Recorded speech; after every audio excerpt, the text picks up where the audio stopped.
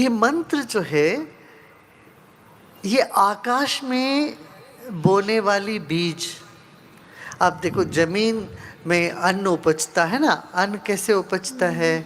पहले हल चलाते हैं, फिर पानी देते हैं, फिर बीज बोते हैं, तब अन्न उपजता। ऐसे ही आकाश से आनंद का फसल उतरता है। पृथ्वी से अन्न उठता है तो आकाश से क्या मिलता है हमको? आनंद, खुशी, संतोष, शांति, प्रेम। ये सब इसका फसल आकाश में होता है। तो आकाश में बोते हैं बीज, इसीलिए सब बीज मंत्र बोला जाता है। और जितने भी आप इस तरह से कवच पढ़ेंगे, हनुमान चालीस पढ़ते हैं, दुर्गा चालीसा पढ़ते हैं, ये सब पढ़ने से क्या अपना एक शक्ति बढ़ता है, उत्पन्न होता है। ध्यान करना, आकाश को में हल चलाना और सिंचन करना, फिर उसके ऊपर चैंटिंग करना, इस तरह से मंत्रों का उच्चारण से, जाप करने से वहाँ फसल उगती है। वो फसल क्या है? खुशी की, मस्ती की, आनंद की। हाँ, जब भी लोग खुश होते हैं तो बोलते हैं कि ये तो, जब सफलता मिलती ना जीवन में, क्या बोलते हैं? ये तो हमारा पूर्वज का देन है।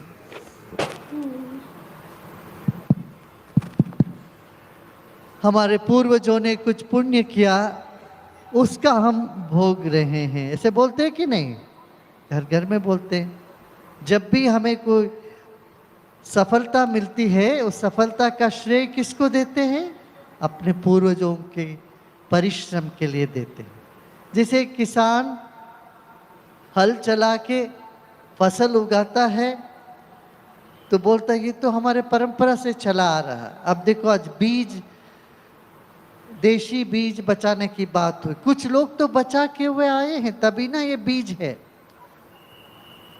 बाकी देशों में इतने बीज है नहीं, वहां ओरिजिनल बीज तो है नहीं, लोग खत्म ही कर चुके।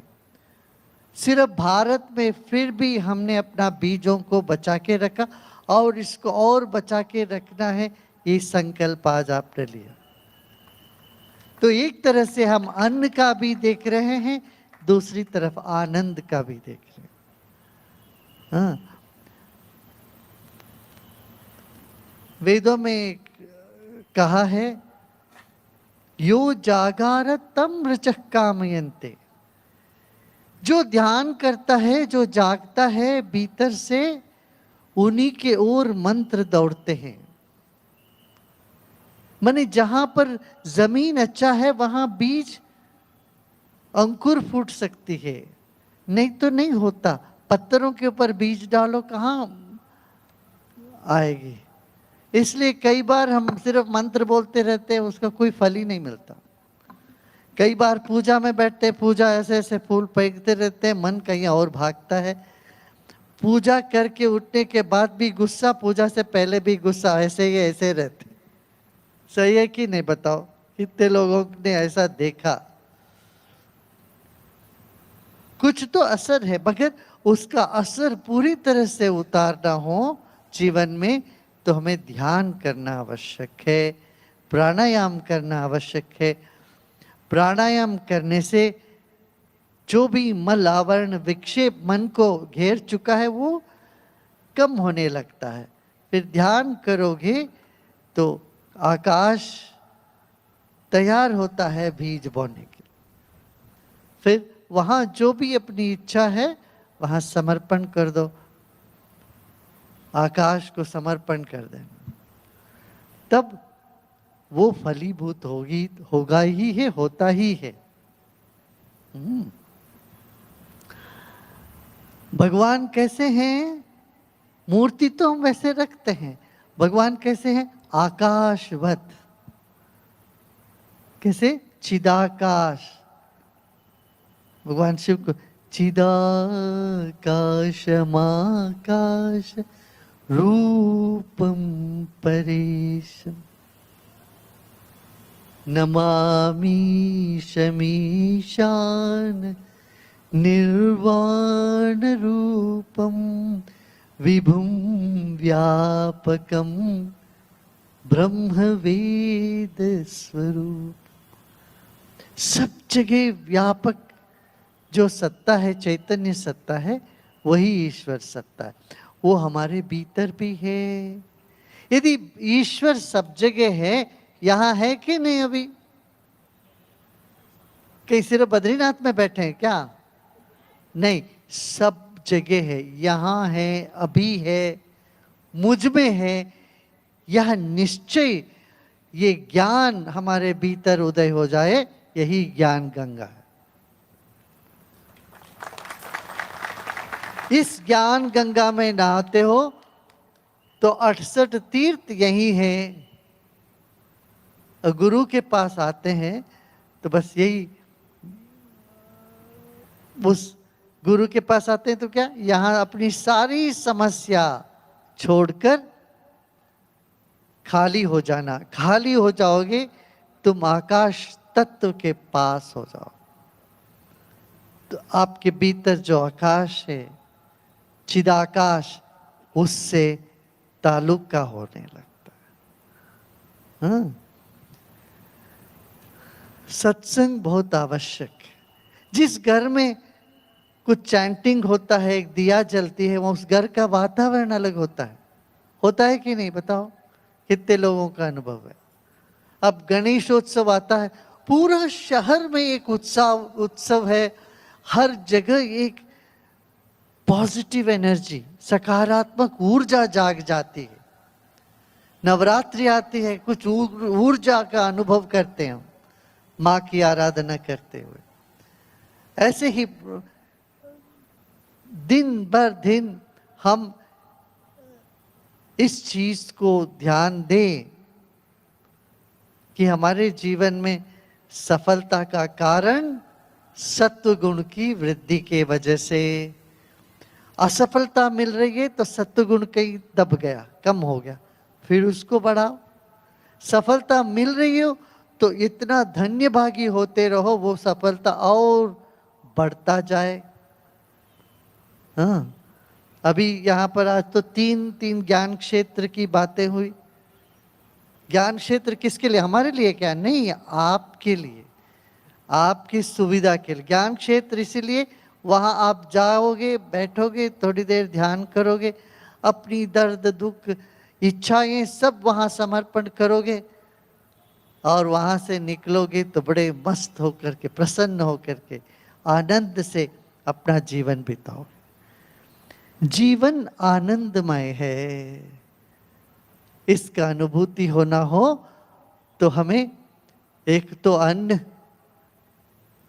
दूसरा आनंद, वो ध्यान, ये दोनों आवश्यक है। कितने देश है दुनिया में, वहां पर सब कुछ होते हुए भी लोग दुखी हैं। आपको पता है? अमेरिका जैसे देश में 4 लोगों में से 1 आदमी डिप्रेस्ड है। हर 40 मिनट में एक आदमी खुदकुश, हर 40 सेकेंड में एक आदमी अपने आप पर प्रहार करता, खुदकुशी कर रहा है, आत्महत्या कर रहा है। क्या फायदा सब कुछ संपत्ति होने के बाद भी जीवन में आनंद नहीं हो, आकाश सूख गया हो, क्या फायदा? भारत में फिर भी हमने ये सब बचा के आए हैं सदियों से। इसलिए यहाँ इस धरती में वो बात है जिसको हमें खोने नहीं देना चाहिए। क्या क्या ख्याल है? ठीक है ना? ऐसे योग वशिष्ठ है। भगवान श्री राम को महर्षि वशिष्ठ ने उपदेश दिया है। उसमें यही बोला, हे राम, तुम आकाश जैसे हो। राम की जीवन तो लीलामय है। राम भी एक बार ऐसे ही थोड़ा उदास हो गए थे, उनको कुछ अच्छा नहीं लगा जीवन में, तब गुरु के पास आना पड़ा। अब बोलते, भगवान आप मुझे बताओ मैं क्या करूं, मुझे कुछ भी अच्छा नहीं लगता है। तब वशिष्ठ महर्षि जी ने श्री रामचंद्र जी को उपदेश दिया, वो उसी को कहते योग वशिष्ठ। कितने लोगों ने पहली बार सुन रहे योग वशिष्ठ का नाम? हाथ उठाइए। हाथ उठा, कितने लोगों को पता नहीं था? हाँ। फिर भगवान राम को आत्मज्ञान कराते हैं उनके गुरु महर्षि वशिष्ठ। इस ग्रंथ के आधार पर कई मूवीज बन गए, सिनेमा बन गया अमेरिका में। ये मैट्रिक्स वगैरह बोलते हैं ना, ये सब इसमें से नहीं है। What is that, Inception, matrix, इस तरह से जो जो बहुत नाम हुआ है, जो जो सिनेमा को, चलनचित्र, ये सब इसका आधार था योग वशिष्ठ। ऐसी ऐसी चीजें हमारे देश में हैं, इन चीजों को हमें रखना चाहिए। भारत के एक स्वामी जी ने इसको अंग्रेजी में अनुवाद किया और सभी पब्लिशर के पास गए, अंग्रेजी में अनुवाद किया, और कोई भी पब्लिशर उसको लेने के लिए तैयार नहीं हुए। बोले इसको कैसे बिकेगा, तो बिकेगा ही नहीं। फिर वो न्यूयॉर्क गए, न्यूयॉर्क यूनिवर्सिटी ने उसको देखा, अरे ये तो खजाना है। उन्होंने उस किताब को वहां पब्लिश किया, न्यूयॉर्क में पब्लिश किया।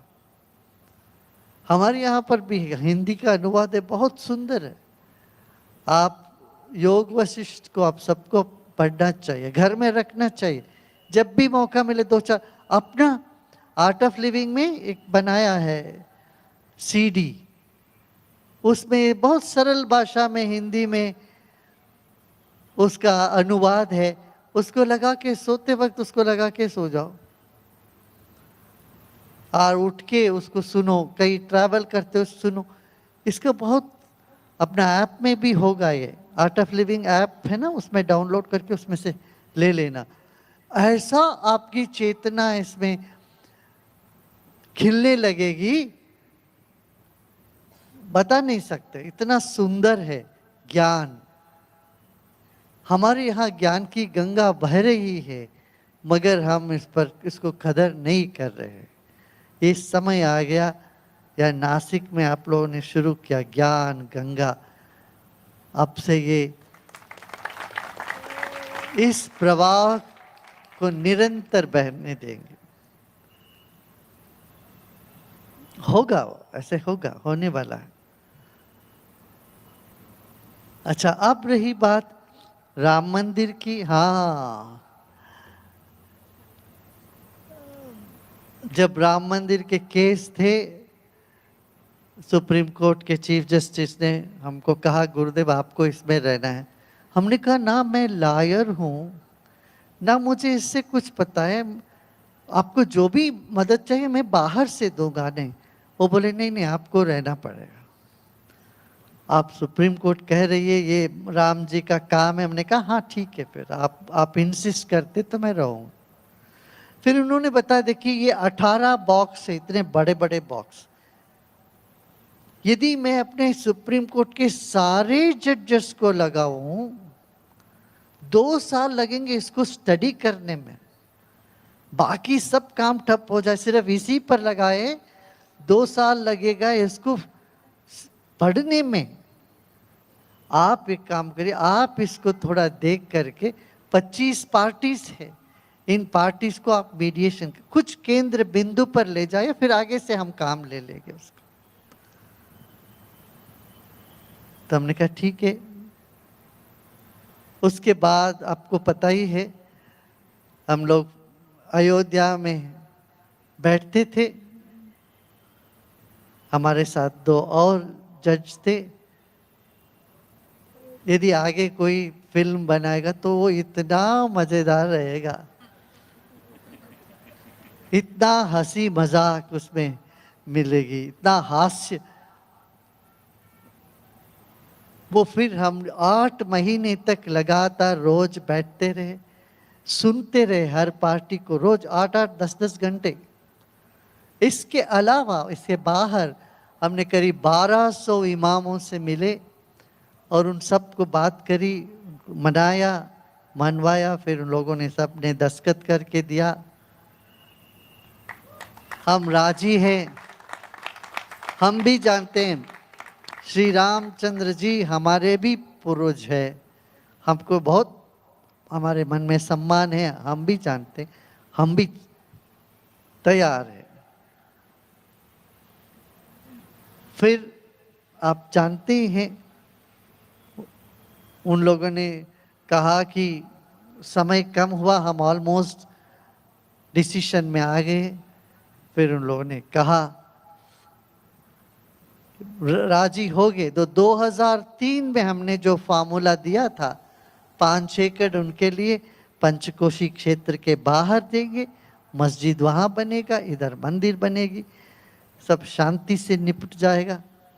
इस बात पर लोग राजी हुए और उसके बाद कोर्ट ने उसको लेके अच्छे से जजमेंट दे दिए। और देखिए उसके बाद कोई हरकत नहीं हुआ, कोई दंगा फसाद कुछ नहीं हुआ, शांति रही ना शांति।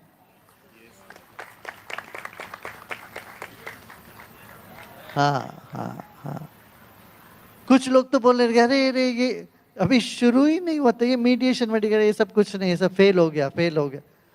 कहाँ फेल हुआ? फेल तो होता ही नहीं है मीडिएशन का।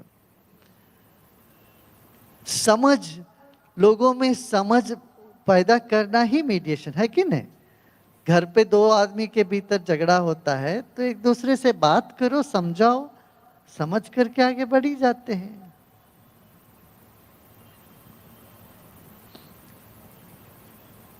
तो भव्य राम मंदिर का निर्माण हो रहा है। हमारे भारत सरकार को बहुत शुक्रिया देना चाहिए। भारत सरकार के प्रयत्न से भारत के सारे तीर्थ क्षेत्र, मोदी जी ने इतना अच्छा काशी विश्वनाथ को किया, अभी राम मंदिर और केदारनाथ, इस तरह से देश की महाकाल, ये सब जगह ऐसे नेग्लेक्टेड थे, माने इसको किसी ने देखा नहीं था।